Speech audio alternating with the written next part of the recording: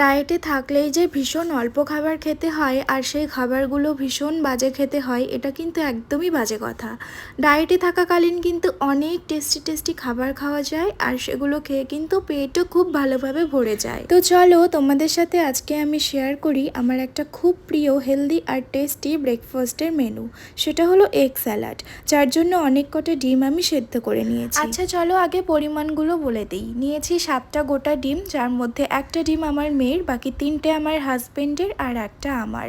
আর এখানে স্যালাডের জন্য নিয়েছি একটা বড় সাইজের শসা কুচি, 2টো টমেটো কুচি, হাফ গাজর কুচি, একটা পেঁয়াজ কুচি আর 3টে কাঁচা লঙ্কা কুচি। এবারে এর মধ্যে মিশিয়েছি রক সল্ট, চাট মশলা আর আমি যেহেতু ঝাল পছন্দ করি তাই ব্ল্যাক পেপার পাউডার।